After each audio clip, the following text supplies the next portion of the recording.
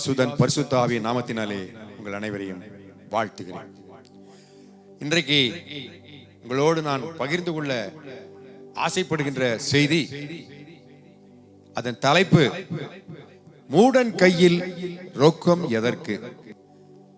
மூடன் கையில் ரொக்கம் எதற்கு? நீதிமொழிகள் 17வது அதிகாரம் 16வது வசனம் வாசிக்கிறேன், கேளுங்கள். ஞானத்தை கொள்ளும்படி மூடன் கையிலே ரொக்கம் எண்ணத்திற்கு, அதன் மேல் அவனுக்கு மனமில்லையே. ஆங்கிலத்தில் வாசிக்கணும்னா, of what use is money in the hand of a fool since he has no desire to get wisdom. இதுதான் செய்தி. பரிசுத்த பிதாவே, இந்த மூடன் கையில் ரொக்கம் எதற்கு என்ற செய்தியை கொடுக்க என்னை அழைத்து கொண்டு வந்திருக்கிற இந்த நேரத்தை உங்கள் கையிலே ஒப்புக் கொடுக்கிறேன். நீரே இடைப்பட்டு, அப்பா, நான் என்னை மறைத்து நீங்கள் வெளிப்படும்படியாக உங்கள் பாதம் தொட்டு கெஞ்சுகிறேன். ஆமென். பிரியமான சகோதர சகோதரிகளே, மூடன் கையில் ரொக்கம் எண்ணத்திற்கு. மூடன் யார்? மூடன் யார் என்பதற்கு இந்த பரிசுத்த வேதாகமம் தெள்ள தெளிவாக விளக்கம் கொடுத்திருக்கிறது. பொதுவாக மூடன் என்று சொன்னால் ஃபூல், மூடன் முட்டாள், அறிவில்லாதவன், பகுத்தறியும் தன்மை இல்லாதவன், மதியீனன், பரியாசக்காரன், பேதை, மாறுபாடுள்ள உதடு உள்ளவன், மதிகெட்டவன் என்றெல்லாம் இந்த வேதாகமத்திலே போடப்பட்டிருக்கிறது. இந்த மூடனுடைய சுபாவம் என்னன்னு சொன்னா, he has no desire to know what is wisdom. ஞானம் என்றால் என்ன என்பதை அறிந்து கொள்ளும் ஆசை அவனுக்கு கிடையாது. Or no desire to get wisdom, அதை பெற்றுக்கொள்ள வேண்டும் என்ற ஒரு ஆசையும் அவனுக்கு கிடையாது. அதனால்தான் நீதிமொழிகள் 18:2 வாசிக்கும் பொழுது, மூடன் ஞானத்தில் பிரியங்கொள்ளாமல் தன் மனதில் உள்ளவைகளையெல்லாம் வெளிப்படுத்துகிறான். அதாவது அவன் எது உண்மையான ஞானம் என்பதை அறிந்து கொள்ளாம அவன் தன்னை ஞானி என்று நினைத்து கொண்டு அவன் பெரிய ஞானி மாதிரி பேசுவான். அவன் வாயிலிருந்து வர்றதெல்லாம் பார்த்தீங்கன்னா அவன் ஞானி மாதிரி பேசுவான், ஆனால் உண்மையிலே அவன் ஞானி கிடையாது. அப்படிப்பட்ட ஒரு மனிதன் தான் மூடன். ஆனால் விவேகி, ஞானமுள்ள மன் என்ன செய்வான்னா, நீதிமொழிகள் 12:23 அழகா எழுதப்பட்டிருக்கிறது, அறிவை அடக்கி வைக்கிறான். அறிவை அடக்கி வைக்கிறான். நிறைகுடம் நீர் ததும்பாதுன்னு சொல்லுவாங்கல்ல, அது மாதிரி நல்ல ஞானம் நிறைந்தவன் சலம்ப மாட்டான், புலம்ப மாட்டான், சலச்சலன்னு பேச மாட்டான். ஞானத்தை இருதயத்தில் வைத்துக்கொண்டு அதன்படி நடப்பான். ஆனால் மூடருடைய இருதயமோ மதியீனத்தை பிரசித்தப்படுத்தும். அவன் பேசினாலே தெரியும் அவன் ஒரு மூடன், அவன் ஒரு முட்டாள், மதியீனன் அப்படிங்கிறது அவன் பேச்சிலேயே தெரிஞ்சு போயிடும். அவனுடைய வாய் அவனுக்கு கேடு, அவன் உதடுகள் அவன் ஆத்துமாவுக்கு கண்ணி அப்படின்னு 18:7 போட்டிருக்க நீதிமொழிகளில். அப்போ அவன் பேசினாலே அவனுக்கு கேடுதான். அவன் வாயிலிருந்து வர்ற வார்த்தை அவனுடைய ஆத்துமாவுக்கு கண்ணியை வருவிக்கும் என்று போடப்பட்டிருக்கு. அது மட்டுமல்ல, அவனுடைய உதடு இருக்கு பார்த்தீங்களா, உதடு இது மாறுபாடுள்ள உதடு. கண்டதையும் பேசும், இன்னைக்கு ஒன்று பேசும், நாளைக்கு ஒன்று பேசும், நினைச்சு பேசும். இந்த உதடை நம்ப முடியாது. அது மட்டுமில்லை, அவனுடைய மதியீனம் அவனுடைய வழியை தாறுமாறாக்கும். அவனுக்கு நல்ல வழி எது, கெட்ட வழி என்று தெரியாது. எல்லாமே நல்ல வழி. இந்த உலகத்தில் நாம் என்ஜாய் பண்ணுறதுக்கு நாம் படைக்கப்பட்டிருக்கிறோம். என்ன இந்த உலகத்தில் அனுபவிக்கிறதுக்கு தான் ஆண்டவர் என்னை படைச்சிருக்காருன்னு நினச்சிட்டு அவன் இஷ்டம் போல வாழ்க்கையை நடத்துவான். அவனுக்கு ஒரு ஒழுங்குமுறையான வாழ்க்கை கிடையாது. எல்லா விதமான பலவிதமான தவறுகளையும் பலவிதமான பாவங்களையும் அவன் மனசாட்சி இல்லாமல் செய்து முடிப்பான். இதுதான் மூடன். இந்த மூடன் விளக்கை கொளுத்தி மரக்காலால் மூடி வைப்பான். அவனுக்கு நீங்கள் வெளிச்சத்தை கொடுத்தாலும் சரி, அதை சுயநலத்தினால் அதை மூடி வச்சிருவான். வெளிச்சத்தை மற்றவர்களுக்கு காண்பிக்க மாட்டான். அந்த மூடன் மணலின் மேல் வீடு கட்ட முயற்சிக்கும் ஒரு மனிதனை போன்றவன் என்றெல்லாம் இந்த வேதாகமத்தில் போடப்பட்டிருக்கிறது. அது மட்டும் இல்லை, முக்கியமான ஒரு செய்தி, முக்கியமான ஒரு பாயிண்ட் என்னன்னா, மூடன் எப்படிப்பட்டவன்னா, சங்கீதம் 14வது அதிகாரம் 1வது வசனம், தேவன் இல்லை என்று மதிகெட்டவன், தேவன் இல்லை என்று மதிகெட்டவன் தன் இருதயத்தில் சொல்லிக் கொள்கிறான். அவன் இருதயத்தில் அவன் என்னையா கடவுள், கடவுள் எங்கே இருக்காரு, கடவுளாவது கத்திரிக்காயாவது அப்படின்னு பேச ஆரம்பிக்கிறவன் தான் மூடன். அவர்கள் தங்களை கெடுத்து அருவருப்பான செய்கைகளை செய்து வருகிறார்கள் என்று வேதாகம் தெள்ள தெளிவாக எழுதப்பட்டிருக்கிறது. இந்த மூடன் ஞானத்தையும் அசட்டை பண்ணுகிறான், போதகத்தையும் அசட்டை பண்ணுகிறான். மூடன் பாவத்தை குறித்து பரியாசம் பண்ணுகிறான். பாவம் பாவம் பாவம்லாம் ஒன்றும் கிடையாது, எல்லாமே அனுபவிக்கிறதுக்கு தான் அப்படின்னு சொல்லி பரியாசம் பண்ணுவான். He doesn't bother about sin. இந்த பாவத்தை குறித்து அவனுக்கு பயமே கிடையாது. இதுதான் மூடனுடைய சுபாவம். அதே சமயத்தில் ஞானம்னு ஒன்று இருக்கு. அந்த ஞானம்னு என்ன? விஸ்டம், அறிவு, நாலேஜ். சங்கீதம் 111:10 வாசித்து பாருங்க. கர்த்தருக்கு பயப்படுதலே ஞானத்தின் ஆரம்பம். The fear of the Lord is the beginning of knowledge, but fools despise wisdom and discipline. அழகா எழுதப்பட்டிருக்கு வேதம். வேதாகமத்தை படிங்க. என்ன உலகத்தில் உள்ள எல்லா காரியங்களும் இதில் இருக்கு. ஞானம்னா அதுதான் ஞானம், கடவுளுக்கு பயப்படுற பயம். எப்படி இந்த ஞானம் வரும்? நீதிமொழிகள் 11:1 இந்த ஞானம் யாருக்கு வரும்? தாழ்ந்த சிந்தையுள்ளவர்களிடத்தில் ஞானம் உண்டு. With humility comes wisdom. உங்களை தாழ்த்திக்கிடணும். நான் ஒன்றும் பெரிய அறிவாளி இல்லைங்க, இந்த உலகத்தில் நத்திங், ஒரு தூசு, ஒரு துரும்பு. தங்களை தாங்களே தாழ்த்தி கொள்கிறவர்களுக்கு ஞானம் நிறைவாக உண்டு. நீதிமொழிகள் 13:10 வாசிங்க. யாரிடத்தில் இந்த ஞானம் வரும் அப்படின்னு சொன்னால், wisdom is found in those who take advice. அடுத்தவங்க சொல்கிற ஆலோசனையை கேட்கணும். பெரியவங்க சொல்கிற ஆலோசனை, முதியவர்கள் சொல்கிற ஆலோசனை, இதெல்லாம் கேட்டு நடக்கணும். அவங்களுக்கு தான் அந்த ஞானம் நிலைத்து நிற்கும். நீதிமொழிகள் 23:23 என்ன சொல்லியிருக்குன்னா, சத்தியத்தை வாங்கு, அதை விற்காதே. சத்தியத்தை வாங்கு, என்ன விலை கொடுத்தனாலும் சரி இந்த சத்தியத்தை வாங்கணும். சத்தியம்தான் ஞானம். அது மட்டுமல்ல, ஞானத்தையும் உபதேசத்தையும் புத்தியையும் வாங்கு. எவ்வளோ அழகாக போட்டுருக்கு பாருங்க. இன்னைக்கு எத்தனை பேர் சத்தியத்தை வாங்காம அவங்க மனசில் இருக்கிற சத்தியம், அவங்களுக்கு தெரிஞ்ச சத்தியத்தை வச்சு அவங்க வித்து பிழைக்கிறாங்க. வித்து பிழைக்கிறாங்கன்னா பிரசங்கம் பண்ணுறதுக்கு ரூபா கேட்குறாங்கங்க.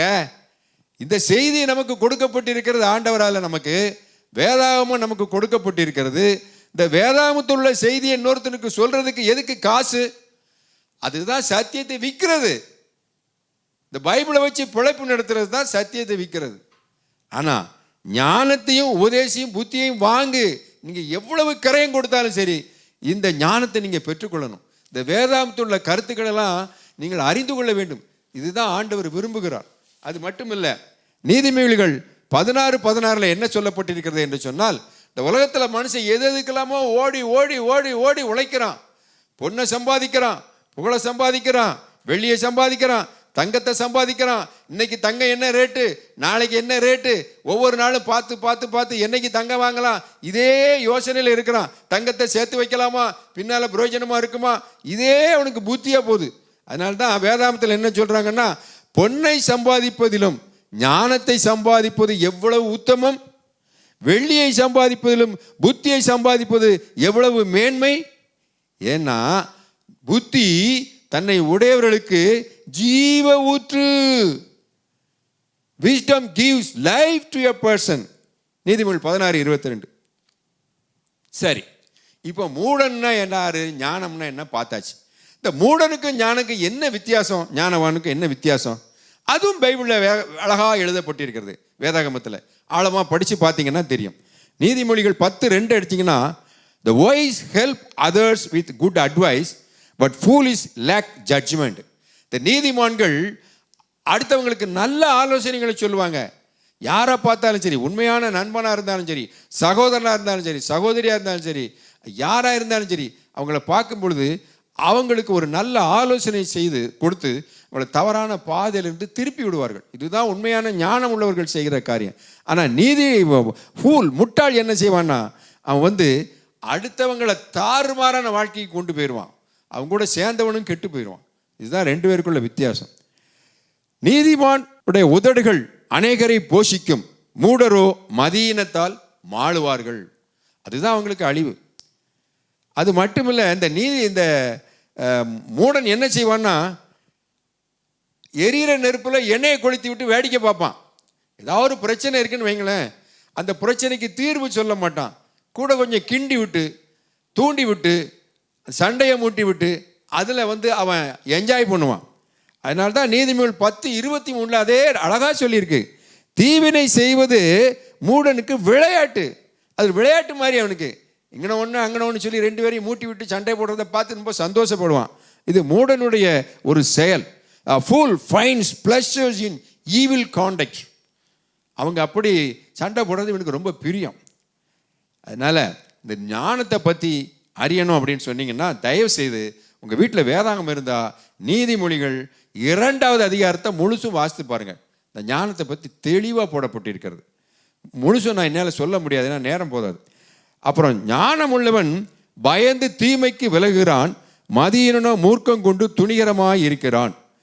புத்திமானுடைய மனம் அறிவை தேடும், மூடரின் வாயோ மதியினத்தை மேயும். பரியாசக்காரர் மாக்கர், அவனும் மூடன் தான், ஃபூலிஷ், பட்டணத்தை தீக்குளித்து விடுகிறான், ஞானிகளோ குரோதத்தை விலக்குகிறார்கள். சில எக்ஸாம்பிள் நம்ம நிறைய வாழ்க்கையில் நிறைய எக்ஸாம்பிள் பார்க்கலாம். தீக்குளித்தி விட்டுருவாங்க, 2 வீட்டுக்கும் சண்டையை மூட்டி விட்டுருவாங்க, கணவன் மனைவிக்குள்ளே சண்டை விட்டுருவாங்க. ஒரு ஆஃபீஸில் இருந்தால் ஆஃபீஸருக்கு இவனுக்கு சண்டையை மூட்டி விட்டு அவன் என்ஜாய் பண்ணிகிட்டு இருப்பான், 2 பேரும் சண்டை போடுறதை பார்த்து. இதுதான் அவனுடைய செயல்.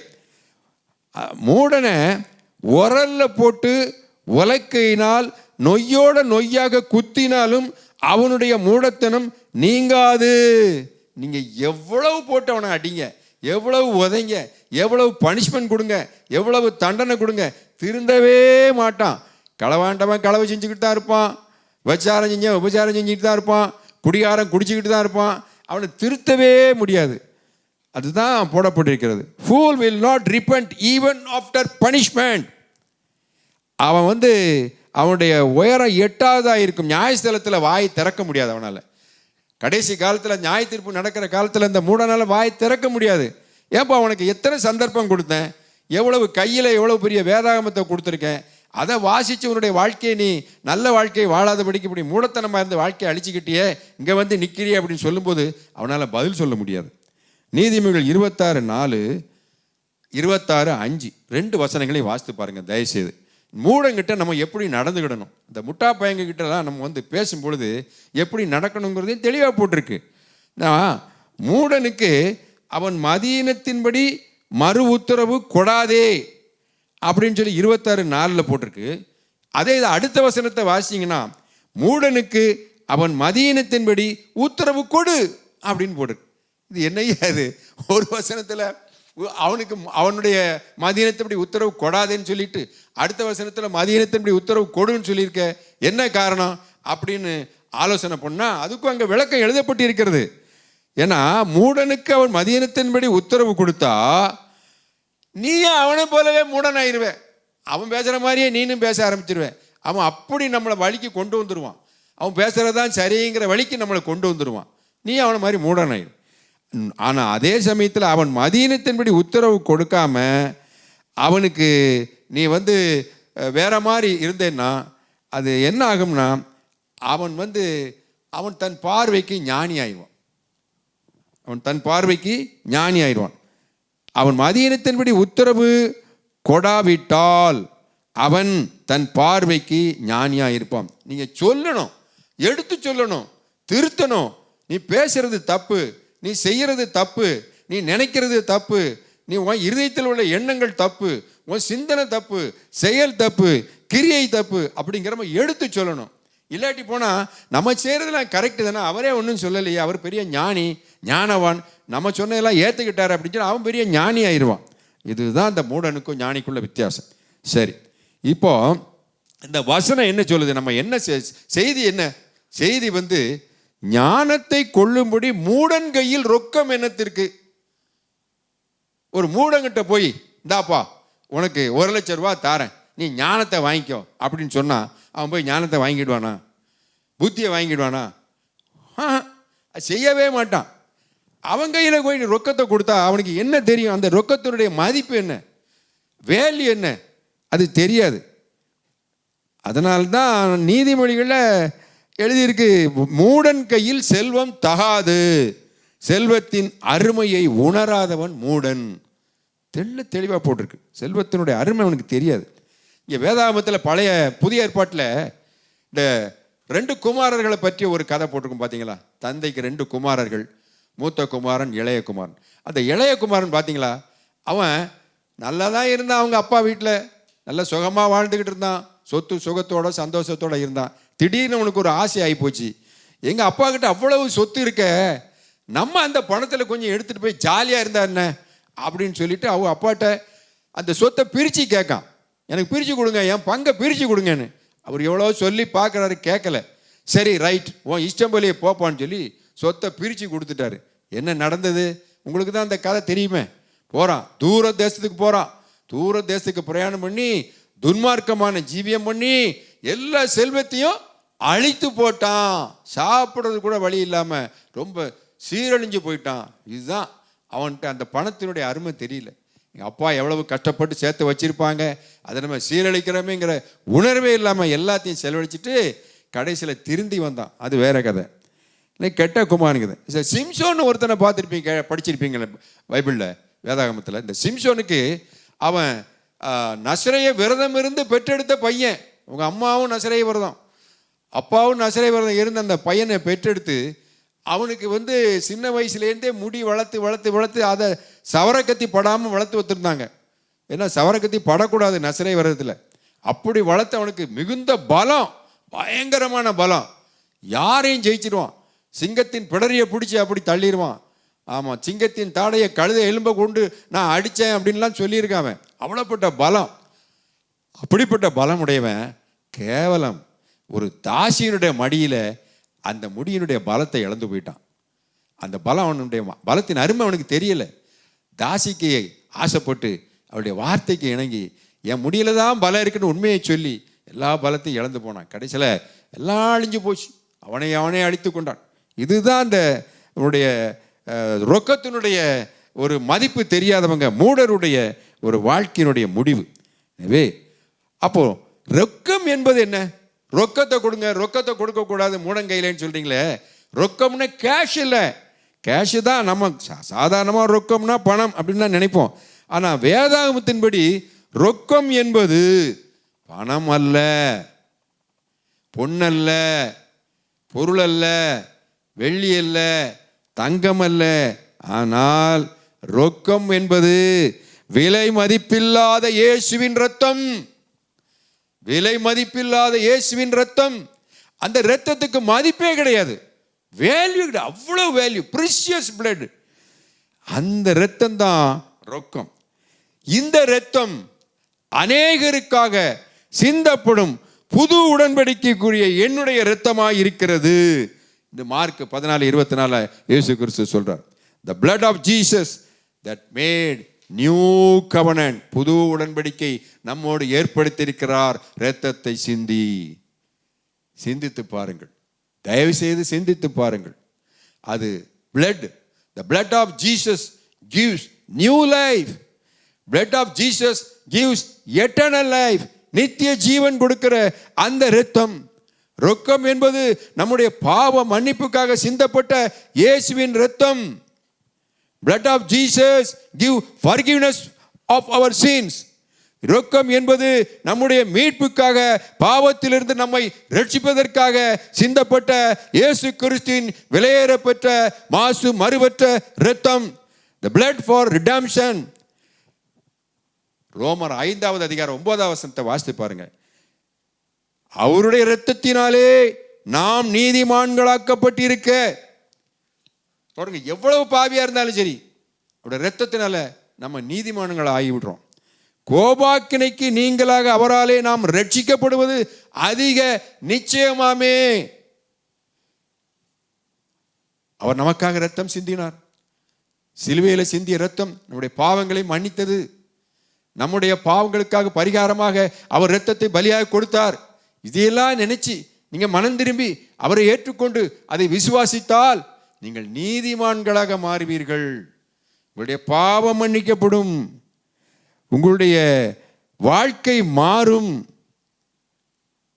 அவருடைய இரத்தத்தினாலே நாம் நீதிமான்களாக்கப்படுவோம். இது அதிக நிச்சயம், அதிக நிச்சயம். the blood of Jesus for our righteousness and salvation. 1 பேதுரு 1வது அதிகாரம் 19வது வசனத்தை பார்த்துங்க. இந்த இரத்தம் என்ன வேலை செய்யும்? குற்றம் இல்லாத மாசற்ற ஆட்டுக்குட்டியாகிய கிறிஸ்துவின் நிலையேறப்பெற்ற இரத்தத்தினாலே மீட்கப்பட்டிருக்கிறீர்கள் என்று நீங்கள் அறிந்திருக்கிறீர்களே. நமக்கு தெரியும், ஆனாலும் அசட்டை பண்றோம். எத்தனை பேர் அசட்டை பண்றாங்க? இந்த ரொக்கம் அவங்க கையில கொடுத்து என்ன பிரயோஜனம்? அசட்டை பண்றாங்க. அதனுடைய வேல்யூ தெரியலையே. நம்முடைய பாவ மன்னிப்புக்காக எவ்வளவு பெரிய கிரயம் கொடுத்திருக்கிறார் இயேசு கிறிஸ்து. விலை கிரயம் கொடுத்திருக்கிறார். அதனால தான் வேதாகமத்தில் 1 கொரிந்தியர் 7:23 வாசித்து பாருங்க. நீங்கள் கிரயத்துக்கு கொல்லப்பட்டீர்கள், மனுஷருக்கு அடிமைகளாயிராதீங்கள். நீங்க எந்த மனுஷனுக்கு நீங்க அடிமை இல்லை, எந்த பாவ சூழ்நிலைகளுக்கு நீங்க அடிமை இல்லை. இந்த உலகத்தில் அநேக பாவங்கள் இருக்கலாம், இந்த உலகத்தில் எப்படிப்பட்ட சூழ்நிலை இருக்கலாம், ஆனால் நீங்க அதுக்கு அடிமை இல்லை. உங்களை விலைக்கு வாங்கிட்டாரு ஆண்டவராக இயேசு கிறிஸ்து. கிரயம் கொடுத்து வாங்கியிருக்கிறார். விலை மதிப்பில்லா ரத்தத்தை கிரயம் கொடுத்து உங்களை அவருடைய பிள்ளைகளாக கிரயமாக பெற்று எடுத்திருக்கிறார். விலை மதிப்பெற்ற ரத்தத்தை ரொக்கமாக இயேசு கிறிஸ்து கொடுத்திருக்கிறார். அதனால நீங்கள் பாவத்தினின்று விடுதலையாக்கப்பட்டு நீதிக்கு அடிமையானீர்கள். நம்ம இவ்வளவு நாள் யாருக்கு அடிமையா இருந்தோம்? பாவத்துக்கு அடிமையா இருந்தோம். அவர் கிரயம் கொடுத்திருக்காரு. ஒரு அடிமையை வாங்கணும்னா கிரயம் கொடுத்தாதான் அந்த அடிமையை விலைக்கு வாங்க முடியும், சும்மா தரமாட்டாங்க. இயேசு கிறிஸ்து சாத்தானிடமிருந்து, நம்முடைய அடிமைத்தனத்திலிருந்து, பாவத்தின் அடிமைத்தனத்தினை மீட்பதற்கு ரொக்கமாக கிரயமாக அவருடைய விலை மதிப்பில்லாத இரத்தத்தை கொடுத்து நம்மை கிரயத்திற்கு கொண்டிருக்கிறார். நாம் கிரயத்திற்கு கொள்ளப்பட்டவர்கள். இந்த கிரயம் கொடுத்து நம்மை வாங்குவதற்கு முன்னால நாம பாவத்திற்கு அடிமை. கிரயம் கொடுத்து வாங்கினதற்கு பிறகு நாம் தேவனுக்கு அடிமை, கிறிஸ்துவுக்கு அடிமை. எனவே ஜாக்கிரதையாக இதை சிந்தித்து செயல்படுங்கள். சரி, நாம எப்படி விற்கப்பட்டோம் சாத்தானுக்கு? படைக்கும் போது ஆதாம் பரிசுத்தவானா தான் இருந்தான். அந்த பரிசுத்தமா இருந்த ஆதாம சாத்தான் தன்னுடைய வார்த்தையினால வஞ்சித்தான், ஆசை காட்டினான். ஆசையை காட்டி அவனை இணங்க வைத்தான், கடவுளுடைய வார்த்தையை மீற வைத்தான். அந்த கீழ்ப்படியாதனால தான் ஆதாம் பாவத்தில் விழுந்தான். அந்த பாவம் தான் உலகை ஆண்டு கொண்டது. அது மனித இனத்தின் வழியாக இன்றைக்கும் ஆண்டு கொண்டிருக்கிறது. அந்த பாவத்திலிருந்து நீங்கள் விடுதலை அடைய வேண்டும் என்றால், இந்த சாத்தானின் பிடியிலிருந்து நீங்கள் விடுதலை அடைய வேண்டும் என்றால், இயேசுவின் இரத்தம் ஒன்று மட்டுமே செய்ய முடியும். எனவே அவருடைய கீழ்ப்படியாமை நிமித்தம், தேவ கட்டளையை மீறினது நிமித்தம், செய்யத்தகாதை செய்த நிமித்தம் ஆதாம் என்ற மனிதன் சாத்தானுக்கு இலவசமாக விற்கப்பட்டான். விற்கும் போது இயேசு கிறிஸ்து பணம் வாங்கல, எந்த கிரயமும் வாங்கல. சரி, நீ போ, உன் இஷ்டத்துக்கு போன்னு சொல்லி விட்டுட்டாரு. ஆனா ஆண்டவர் எவ்வளவு அன்புள்ளவர்! தேவாதி தேவன் நம் மீது எவ்வளவு அன்புள்ளவர், இரக்கமுள்ளவர்! அவர் நம் மீது கொண்ட அன்பினாலே அவர் ஏசாயா தீர்க்கதரிசியின் மூலமாக ஏசாயா 52:3 வசனத்தில் நமக்கு சொல்லுகிறார், விலையின்றி விற்கப்பட்டீர்கள், ஆனால் பணமின்றி மீட்கப்படுவீர்கள். நான் உங்களுக்கு அவனுக்கு அடிமையா கொடுக்கும் போது அவங்ககிட்ட நான் ஒரு காசு வாங்கல. ஆனா அதே மாதிரி நீங்க உங்க கையில ஏதாவது அவனுக்கு காசு கொடுத்து நீங்க மீட்கப்பட வேண்டிய அவசியம் இல்லை. நான் செலுத்துறேன் என்னுடைய இரத்தத்தை செலுத்தி சிந்தி இரத்தத்தை கிரயமாக கொடுத்து உங்களை அவனிடமிருந்து இலவசமாக நான் மீட்டுக்கொள்வேன் என்று வாக்கு கொடுக்கிறார். ஏசாயா 45:13 வாசித்து பாருங்க. நான் நீதியின்படி அவனை எழுப்பினேன், அவன் வழிகளை எல்லாம் செவைப்படுத்துவேன். அவன் என் நகரத்தை கட்டி சிறைப்பட்டு போன என்னுடையவர்களை கிரயமில்லாமலும் பரிதானமில்லாமலும் விடுதலையாக்குவான் என்று இயேசு கிறிஸ்துவை பற்றி ஏசாயா தீர்க்கதரிசி சொல்லுகிறார். அன்றைக்கு கிரயத்துக்கு கொல்லப்பட்ட நாம் தேவனுக்கு அடிமைகள். விலை மதிப்பில்லாத கிறிஸ்துவின் இரத்தத்தால் கிரயத்துக்கு கொல்லப்பட்ட நாம் தேவனுக்கு உடையவர்கள். நமது சரீரம், நம்முடைய ஆவி, ஆத்மா எல்லாம் அவருக்குத்தான் சொந்தம். எனவே நாம் சரீரத்தினாலும் ஆவியினாலும் ஆத்மாவினாலும் தேவனை மகிமைப்படுத்த வேண்டியது நம்முடைய கடமையாக இருக்கிறது. 1 கொரிந்தியர் 7:22 வாசித்து பாருங்க தயவுசெய்து. கர்த்தருக்குள் அழைக்கப்பட்ட அடிமையானவன் கர்த்தருடைய சுயாதீனமாய் இருக்கிறான். You are free. You are free with God. You are free with God. அப்படியே அழைக்கப்பட்ட சுயாதீனன் கிறிஸ்துவுடைய அடிமையாக இருக்கிறான். ஆனால் அதே சமயத்தில் கிறிஸ்துவுக்கு நீங்கள் அடிமைகள். கிறிஸ்துவுக்கு நீங்கள் அடிமைகள். எதை செஞ்சாலும் உங்க இஷ்டத்துக்கு செய்ய முடியாது. உங்க கை என்ன செஞ்சாலும் சரி, உங்க கால் என்ன செய்தாலும் சரி, உங்கள் கண்கள் எதை பார்த்தாலும் சரி, உங்கள் மனது எதை நினைத்தாலும் சரி, எதை செஞ்சாலும் சரி, அது கிறிஸ்து என்ற ஒருவர் மூலமாகத்தான் நீங்கள் செய்ய வேண்டும். உங்களுடைய சுய இஷ்டத்துக்கு செய்ய முடியாது. ஏனென்றால் நீங்கள் கிறிஸ்துவனுடைய அடிமைகள், கிரயத்திற்கு கொல்லப்பட்டவர்கள். சரி, இந்த மூடன் கையில் ரொக்கம் என்னத்திற்குன்னு ஏன் சொல்றாருன்னா, மூடன் கையில் ரொக்கம் என்னத்திற்கு? இந்த அறிவு, இந்த ஞானம், அறிவு எல்லாமே கிறிஸ்துக்குள் அடங்கும். இந்த அறிவை பெறுவதற்கு மூடனுக்கு முயற்சி இல்லை. மூடன் இந்த அறிவை பெற்றுக்கொள்ள விருப்பமில்லை, வாஞ்சை இல்லை. இந்த ரகசியங்களை எல்லாம் இன்று கிறிஸ்துவை பற்றும் விசுவாசத்தினால நம்மை ரட்சிக்கும்படிக்கு, ரட்சிப்புக்கு ஏதுவான பரிசுத்த வேதாகமத்தினால எழுத்துக்களாக நமக்கு கொடுக்கப்பட்டிருக்கிறது.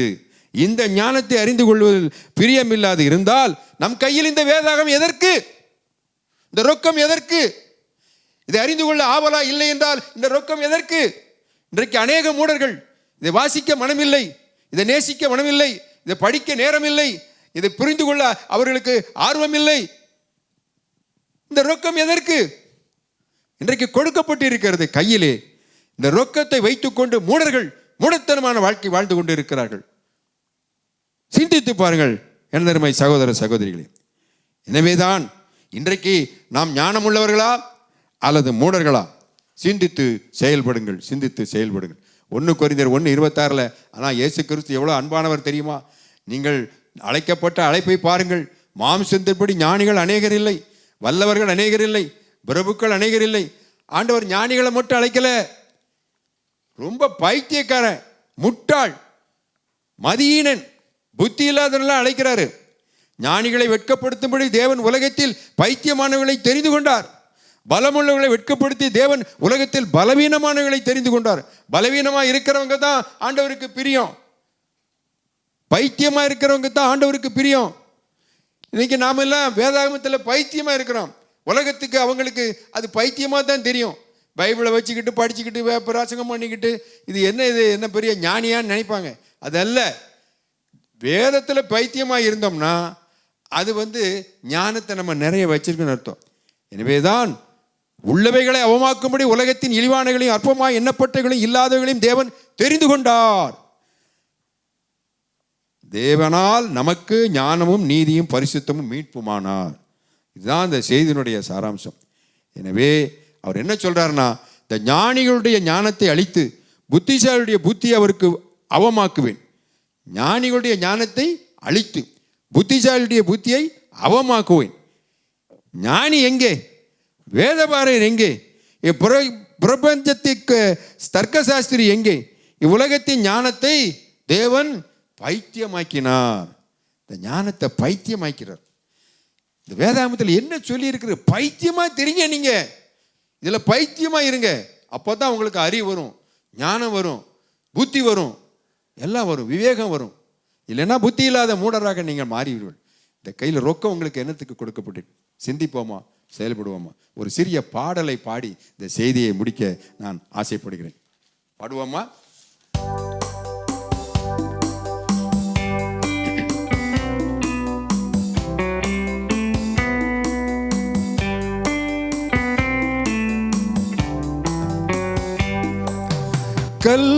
கல்வாரியின் கருணை இதே காயங்களில் காணுதே. கல்வாரியின் கருணை இதே காயங்களில் காணுதே. கர்த்தர் இயேசு பார்வோனுக்காய் கஷ்டங்கள் சகித்தாரே. கர்த்தர் இயேசு பார்வோனுக்காய் கஷ்டங்கள் சகித்தாரே. விலையேற பெற்ற திருரத்தமே அவர் விழாவினின்று பாயுதே. விலையேற பெற்ற திருரத்தமே அவர் விழாவினின்று பாயுதே. விலையேற பெற்றோனாய் உன்னை மாற்ற விலையாக தந்தனரே. விலையேற பெற்றோனாய் உன்னை மாற்ற விலையாக தந்தனரே. உன்னை விலையேற பெற்றோனாய் மாற்ற விலையாக தந்தனரே. பொன் வெள்ளியோ மண்ணின் வாழ்வோ இவன்புக்கிணையாகுமோ? பொன் வெள்ளியோ மண்ணின் வாழ்வோ இவன்புக்கிணையாகுமோ? அன்னையினும் அன்பு வைத்தே தஞ்சீவனை ஈந்தாரே. அன்னையினும் அன்பு வைத்தே தஞ்சீவனை ஈந்தாரே. விலையேற பெற்ற திரு ரத்தமே அவர் விழாவிலின்று பாயுதே. விலையேற பெற்றோனாய் உன்னை மாற்ற விலையாக தந்தனரே. விலையேற பெற்றோனாய் உன்னை மாற்ற விலையாக தந்தனரே. சிந்தையிலே வாரங்களும் நிந்தைகள் ஏற்றவராய் தொங்குகின்றார் பாதகன் போல் மங்கா வாழ்வழிக்க. தொங்குகின்றார் பாதகன் போல் மங்கா வாழ்வழிக்க. விலையேற பெற்ற திரு ரத்தமே அவர் விழாவிலின்று பாயுதே. விலையேற பெற்றோனாய் உன்னை மாற்ற விலையாக தந்தனரே. விலையேற பெற்றோனாய் உன்னை மாற்ற விலையாக தந்தனரே.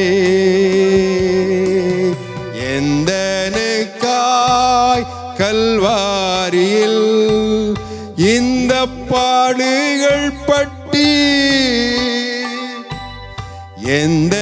எந்தனுக்காய் கல்வாரியில் இந்த பாடுகள் பட்டி.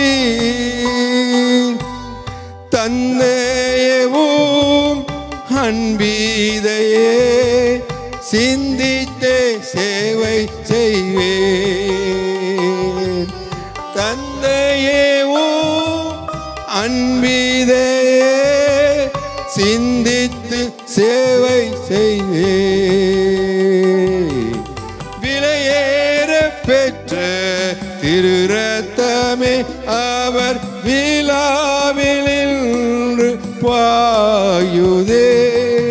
விலையேற பெற்றோனாய் உன்னை மாற்ற விலையாக தந்தனரே. விலையேற பெற்றோனாய் உன்னை மாற்ற விலையாக தந்தனரே. விலையேற பெற்றோனாய் உன்னை மாற்ற விலையாக தந்தனரே. ஆம் பிதாவே, நாங்கள் விலையேற பெற்றவர்களாய் மாறும்படியாக எங்களுக்கு விலையாக உங்களுடைய இரத்தத்தை சிந்தி இருக்கீங்க. இந்த சத்தியத்தை இந்த ஜனங்கள் உணர்ந்து கொண்டு அவர்கள் மூடத்தனத்தை விலகும்படியாக இதோ கையில் கொடுக்கப்பட்ட ரொக்கம் இந்த வேதாகமும் இயேசுவின் ரத்தம் என்னுடைய பாவங்கள் இருந்தனை மீட்கும் என்ற நம்பிக்கையோடு உம்மை விசுவாசித்து உம்மை பற்றுக்கொண்டு உம்மை ஏற்றுக்கொண்டு அப்பா இந்த உலக வாழ்க்கையின் அடிமைத்திலிருந்து விடுதலை அடைய வேண்டும் என்று பிதாவே உடைய பாதம் தொட்டு கெஞ்சுகிறோம். இயேசு கிறிஸ்துவின் நாமத்தினாலே ஜெபிக்கிறோம் வல்லமையுள்ள பிதாவே, ஆமென்.